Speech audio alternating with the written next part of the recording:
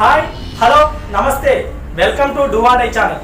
మీరు మొదటిసారిగా మా ఛానల్ని విజిట్ చేసినట్లయితే కింద రెడ్ కలర్లో కనిపిస్తున్నటువంటి సబ్స్క్రైబ్ బటన్ని ప్రెస్ చేయండి. పక్కనే ఉన్నటువంటి బెల్ ఐకాన్ని క్లిక్ చేయండి. ఇలాంటి మా నుంచి మరెన్నో మంచి వీడియోలు మీకు రావడానికి అవకాశం ఉంటుంది.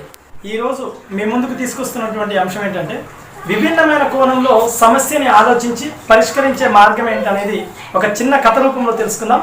గతంలో 1509 నుంచి 29 సంవత్సర కాలంలో విజయనగర సామ్రాజ్యం అనేది ఉండేది. అక్కడ శ్రీకృష్ణదేవరాయల రాజుగా ఉండేవాడు. శ్రీకృష్ణదేవరాయల కింద ఒక అష్టదిగ్గజాలని 8 మంది కవులు కూడా ఉండేవాళ్ళు. ఈ 8 మంది కవుల్లో తెనాలి రామకృష్ణ అనేది తెలుగు కవి, మీ అందరికీ కూడా తెలిసిన విషయమే. ఏదైనా సమస్య పరిష్కారం మార్గాలు వెతికే సందర్భాల్లో ఎప్పుడైనా విజయనగర సామ్రాజ్యంలో తెనాలి రామకృష్ణుడు ముందంజలో ఉండేవాడు అనేది చాలామంది చరిత్రకారుల అభిప్రాయం. అయితే గతంలో 1509 నుంచి 29 మధ్యకాలంలో చాలా సందర్భాల్లో పంటలు బాగా పండే సందర్భం, అది ప్రజలకు ఒక స్వర్ణయుగంగా, రాజు పరిపాలన కాలం ఒక స్వర్ణయుగంగా చెప్పుకోవచ్చు. అయితే ఆ సందర్భంలో అక్కడ ఉన్నటువంటి వ్యాపారస్తులు ఇక్కడ పండినటువంటి పంటల్ని మధ్య దళాలుగా ఉండి ఇక్కడ వీళ్ళు కొనుక్కొని తర్వాత బయట దేశాలకు ఎక్స్పోర్ట్ చేయడం అనేది జరుగుతుండేది. ఒక 4 వ్యాపారస్తులు అట్లా ఒక సమూహంగా ఏర్పడి అక్కడ ప్రజల నుంచి, అక్కడ రైతుల నుంచి పంటలు కొనడం, వాటిని మధ్య కొన్ని గోదాములో భద్రపరచడం, తర్వాత మంచిగా లాభాలు వచ్చినప్పుడు అమ్ముకునేది అనమాట. అయితే ఈ సందర్భంలో అనుకోకుండా ఏదైతే అమ్ముతున్న సందర్భాల్లో ఈ దళారులు పత్తి పంటను కొని ఆ గోదాంలో భద్రపరచడం, అవి కొంత ఎలుకల బారిన పడి సమస్యలు తలెత్తడం, వాటి లాభాలు కొంత నష్టపోయే అవకాశం ఉండేది. కాబట్టి ఈ ఎలుకల్ని నివారించడం కోసం అక్కడ ఈ 4 వ్యాపారస్తులు ఒక ఆలోచన చేసి, మనం ఒక పిల్లిని పెంచుకుందాం, పిల్లిని పెంచుకుంటే దాదాపు ఆ ఎలుకల్ని పడుతుంది, ఆ తర్వాత మనకు ఉన్నటువంటి పంట ఏదైతే మనం కొన్నామో అది నష్టం కూడా జరగకపోవచ్చు అన్నది వాళ్ళు ఆలోచించడం జరిగింది. ఆ తర్వాత పిల్లిని కొనడం, ఆ పిల్లికి వీళ్ళు 4 కాళ్ళను పంచుకోవడం, మంచి వాటికి పాలు పోయడం, లేకపోతే ఇంకా వేరే ఆహారం పెట్టడం, ఇది జరుగుతుంది కామన్గా. ఈ జరుగుతున్న సందర్భంలో అనుకోకుండా ఒక కాలు పంచుకున్నటువంటి వ్యాపారస్తుడు, 4కి 4 కాళ్ళు అన్నాం కదా, ఈ 4 కాళ్ళలో ఒక కాలు పంచుకున్న వ్యాపారస్తుడు తన కాలు ఒకసారి కాలుకు దెబ్బ తాకి, పిల్లి కాలుకు దెబ్బ తాకి గాయం కావడంతో దాన్ని బాగా చేసే ప్రయత్నంలో భాగంగా దానికి ఒక గుడ్డ కట్టి దానికి సరే ఇక అక్కడ ఉన్నటువంటి ఆయుర్వేదం ఏదో పెట్టే ప్రయత్నం చేసిండు. ఆ తర్వాత 2-3 డేస్ ఆ పిల్లి ఆ కాలు పైకి పెట్టుకొని ఇంకా మిగతా 3 కాళ్ళ మీద జనరల్గా నడవడం, ఇదేదో జరుగుతుంది. ఈ తరుణంలో అనుకోకుండా ఓ రోజు రాత్రి ఇక్కడ గోదాములో దీపాలు పెట్టేదన్నమాట, నైట్ పూట.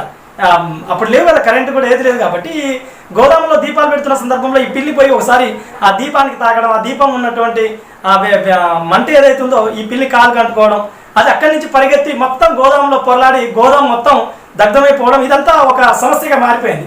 ఆటోమేటిక్గా ఉన్నటువంటి 4 వ్యాపారస్తుల్లో 3 వ్యాపారస్తులు నీ కాలు కాబట్టి, నీ కాలు ద్వారా ఈ గోదాం అంతా దగ్ధమైంది కాబట్టి కంపల్సరీ నువ్వే భరించాల్సిన అవసరం ఉంటుందని పెద్ద ఎత్తున వాళ్ళకు, పెద్ద వ్యాపారస్తులు కదా, దళారులు అంటే మామూలు వ్యాపారస్తులు కదా, భారీ ఎత్తున నష్టమైన సందర్భం ఇతని మీద వేసే ప్రయత్నం అయితే చేశారు. ఈ సందర్భంలో ఈ చిలికి గాలివాని ఈ సమస్య అనేది ఆ నోట ఈ నోట రాజుగారి దగ్గరికి చేరింది. ఈ రాజుగారి దగ్గరికి చేరిన తర్వాత ఈ రాజదర్బార్లో ఈ సమస్యని ముందు పెట్టినప్పుడు ఏం చేయాలో రాజుకు కూడా అర్థం కాలే. ఆ వ్యక్తి నేను దానికి బాధ్యుని కాదు కదా సార్, ఈ విధంగా ఇట్లా జరిగింది కదా రాజుగారు, ఇది ఏ విధంగా నేను బాధ్యుని అయితే, పిల్లి కాలుకు గాయం తాకితే మొత్తం నేను భరించాలి, నాకాలే అనేది వీళ్ళందరి వాదన, ఇది కరెక్ట్ కాదు కదా అని బాధపడుతూ అతను చెప్పడం జరిగింది.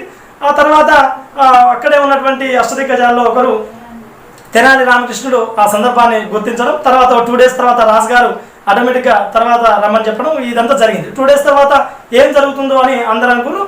కాకపోతే జనరల్ అయితే అందరూ కూడా నిజంగానే కదా అతని కాలు కాబట్టి, అతని వల్లనే జరిగింది కాబట్టి నష్టం కూడా అతనే భరించాల్సిన అవసరం ఉంటుంది. కాలు కట్టడం, ఆ దీపానికి తాగడం, ఆ దీపం ఉన్నటువంటి మంట ఈ కాలు కట్టుకోవడం, ఇక్కడి నుంచి పత్తి గోదాం మొత్తం తగలవడం, ఇది సర్వసాధారణంగా అందరూ ఊహించినటువంటి సందర్భమే.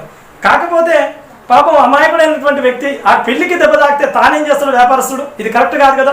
ఇది ఏ విధంగా ఈ సమస్యను పరిష్కరించాలనే ఆలోచనలో వెళ్తున్న సందర్భంలో ఈ సమస్య 2 డేస్ తర్వాత ఆటోమేటిక్గా రాజదర్బార్కి వచ్చింది. ప్రజలు కూడా వచ్చి అంతా చూస్తున్న సందర్భం ఆటోమేటిక్గా తెనాలి రామకృష్ణుడు లేచి రాజుగారు ఏం చెప్తారో అని ఆలోచిస్తున్న సందర్భంలో ఈ సమస్యకు పరిష్కారం తెనాలి రామకృష్ణుడు చెప్పడం జరిగింది.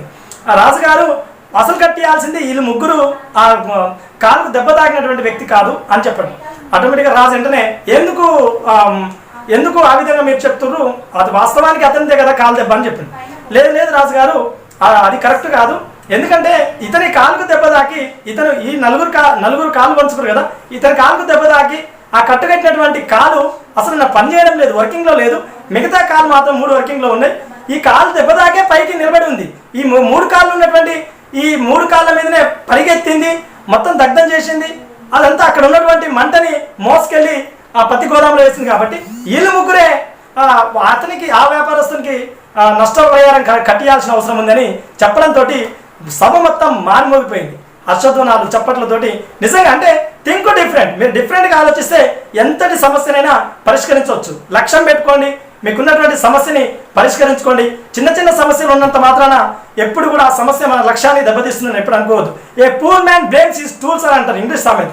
అంటే మనకు ఉన్నటువంటి ఈ చిన్న ఉన్నటువంటి సమస్యల్ని సాకుగా చూయించి లక్ష్యాన్ని చేరుకోకపోవడానికి వాటిని సాకు ఎప్పుడు చూయించొద్దు. అది కరెక్ట్గా ఇది చూశారు కదా. థింక్ డిఫరెంట్ కోణంలో ఆలోచించినప్పుడు ఎప్పుడైనా సమస్య పరిష్కారం అవుతుంది. అక్కడ ఉన్నటువంటి ప్రజలు కూడా ఈ పరిష్కారం చూసిన తర్వాత నిజమే కదా అని ఆ వ్యాపారస్తులు అందరూ కూడా ముగ్గురు సిగ్గుపడి లేదు నలుగురం ఇక చేసుకుందాం అనుకుని అక్కడ ఉన్నటువంటి రాజు కూడా చాలా సంతోషంగా తీర్పిచ్చినటువంటి మన తెనాలి రామకృష్ణ కూడా బహుకరించడం, అక్కడ ఉన్నటువంటి నగదు ఇవ్వడం, ఇట్లా ఈ విధంగా.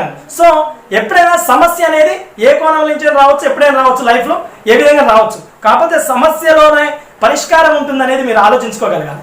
ఇది అండి ఈ వారానికి సంబంధించిన వీడియో. మరొక మంచి వీడియోతో మరొక విభిన్నమైన ఆలోచనతో మీ ముందుకు వచ్చే ప్రయత్నం చేస్తా. అప్పటి వరకు డువాడే ఛానల్ని ఆదరిస్తూ ఉండండి. Thank you very much. నన్ను అభిమానించే 38,000 సబ్స్క్రైబర్లు అందరికీ కూడా ఎల్లవేళలా రుణపడి ఉంటా. ఇది మీ బాలాజీ చిరమైన.